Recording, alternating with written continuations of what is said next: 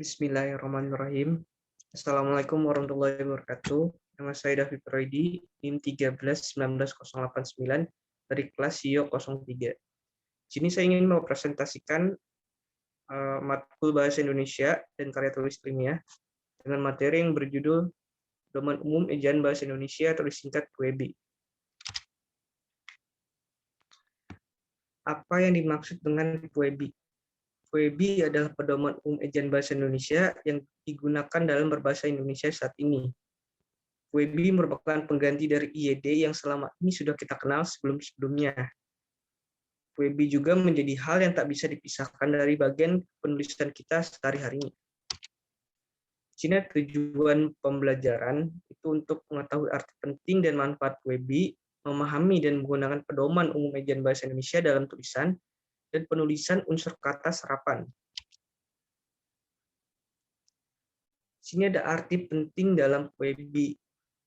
Melihat fungsinya sebagai bahasa pemersatu, maka sudah seharusnya kita menghargai bahasa Indonesia dalam penggunaannya secara tulisan maupun lisan. Bahasa Indonesia itu menjadi ciri khas tersendiri di Indonesia, karena terkenal dengan karakter-karakter keluarganya yang santun. Dengan berbahasa Indonesia yang baik, maka itu akan menunjukkan kesantunan kita ketika kita berbicara dengan orang lain.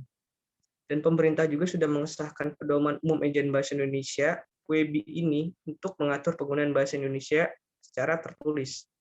Maka PUEBI dapat menjadi penyaring bahasa asing yang masuk ke Indonesia sehingga bahasa Indonesia akan tetap lestari. Manfaat dalam mempelajari PUEBI.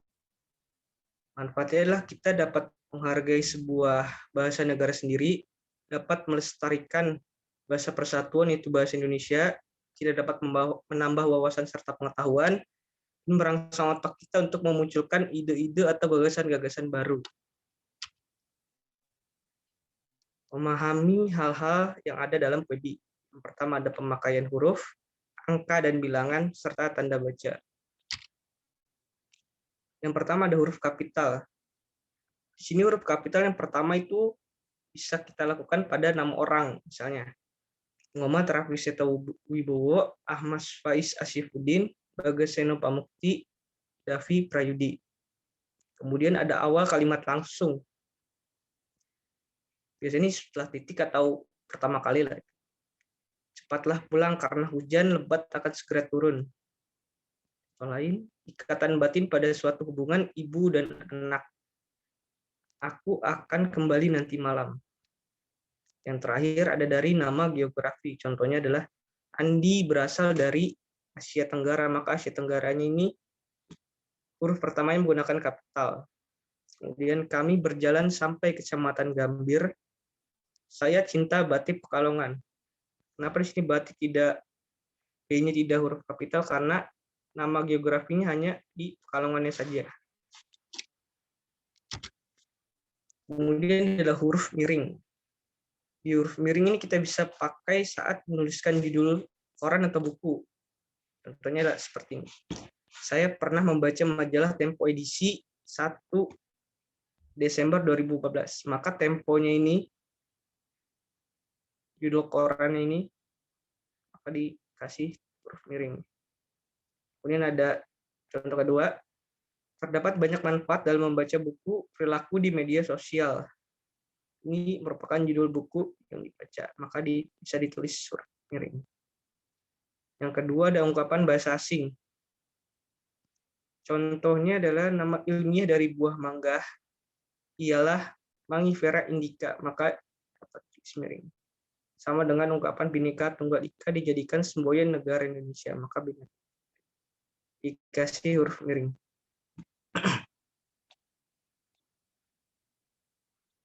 Kemudian menegaskan suatu huruf, kata, atau kalimat. Contohnya adalah, dalam bab ini tidak dibahas tentang pemanfaatan kata, maka tidaknya ini dapat dipertegas dengan huruf miring. Kemudian ada beberapa faktor bencana alam, kecuali, maka kecualinya bisa dikasih huruf miring. Kemudian angka dan bilangan. Nah, di angka dan bilangan ini, Untuk yang pertama itu bilangan pada awal kalimat dan ditulis dengan huruf. Contohnya seperti ini. Yang benar ada 20 mahasiswa mendapat penghargaan dari pemerintah daerah. Yang bawahnya adalah salah karena ditulis 20 mahasiswa mendapat penghargaan dari pemerintah. Karena biasanya setelah titik itu penulisannya di awal kalimat itu harus memakai huruf, tidak boleh memakai angka. Terus angka dengan bilangan yang besar. Biasanya lebih dari 3 kata. Seperti ini. Yang benar adalah Pamukti baru saja mendapatkan 175 juta rupiah dari undian. Yang salah adalah Pamukti baru saja mendapat 175 juta rupiah dari undian. Kata 175 juta rupiah ini dengan benar itu harus ditulis secara angka, karena ini terlalu panjang. Yang ketiga, ada angka yang dipakai untuk menyatakan ukuran panjang, berat, isi, dan waktu. Contohnya seperti 5 cm, 2,5 kg, 10 liter, 1 jam, 20 menit. Selanjutnya ada tanda baca. Tanda baca di sini tuh ada banyak sebenarnya. Contoh yang pertama ada dari tanda titik. Tanda titik ini dapat digunakan pada akhir kalimat dalam pernyataan. Contohnya ini ya. Dia akan datang pada saat waktunya, titik. Ini merupakan satu contoh kalimatnya. Kemudian ada tanda koma. Tanda koma dipakai sebelum kata penghubung. Seperti ini. Ini bukan milik dia, koma, melainkan milik saya. Yang ketiga ada dari tanda titik koma. Tanda titik koma ini bisa dipakai pada akhir perincian yang bisa berupa klausa. Contohnya, Andi berkewarganegaraan Indonesia, titik koma. Kemudian ada Seva berijazah sarjana S2, titik koma. Kemudian yang 4 ada tanda tanya. Tanda tanya ini dipakai pada akhir kalimat tanya, seperti biasa pertanyaannya. Apakah saya bisa mendapatkannya kembali? Mengapa sejak pagi kau duduk termenung? Apa mungkin saya menolak permintaanmu? Ini merupakan contoh kalimat dari tanda tanya.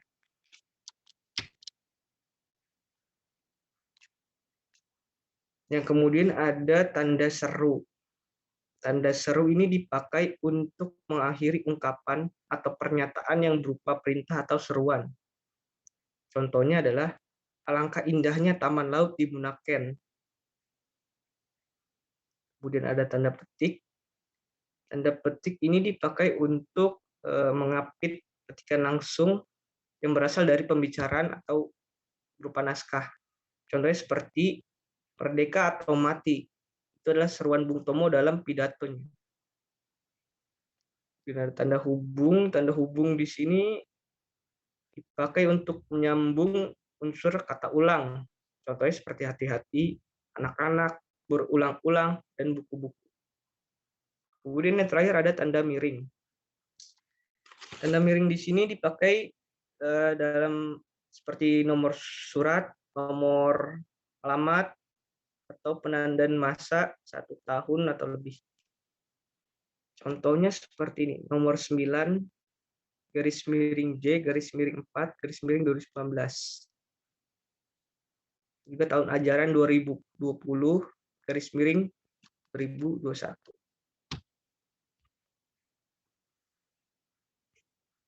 Yang terakhir ada tentang unsur kata serapan. Unsur asing itu sudah banyak sekali di Indonesia. Dan dalam perkembangannya bahasa Indonesia sudah menyerap berbagai unsur dari bahasa, baik bahasa daerah ataupun bahasa luar seperti bahasa Jawa, Sunda, dan Bali. Bahasa asingnya seperti Sanskerta, Arab, Belanda, Cina, dan Inggris, dan sebagainya. Unsur asing tersebut sudah diserap dan disesuaikan ke dalam bahasa Indonesia, sehingga sering digunakan dalam kehidupan sehari-hari. Dan seiring perkembangannya zaman, bahasa Indonesia menyerap unsur asing tersebut menjadi lebih singkat dan mudah dipahami oleh orang-orang Indonesia. Hal inilah yang membuat unsur serapan ini bisa diterima oleh masyarakat umum dengan lebih mudah. Jadi di sini ada contoh kata serapan dari bahasa Arab. Yang pertama itu ada tarekat, jadi tarikat, sedekah, jadi kata sodakoh, roh jadi ruh, heran jadi heran. Kemudian ada bahasa Cina, lumpia berasal dari lumpia, sate dari satai, teko dari tehko, angpau dari angpau pakai o. Kemudian ada dari bahasa Belanda, donatur dari donatur, blanko dari blanko, bakteri dari bakteria. Ya, mungkin itu saja yang dapat saya presentasikan dalam materi kali ini. Kurang lebihnya saya mohon maaf. Wabillahi taufiq wal hidayah. Wassalamualaikum warahmatullahi wabarakatuh. Sekian dan terima kasih.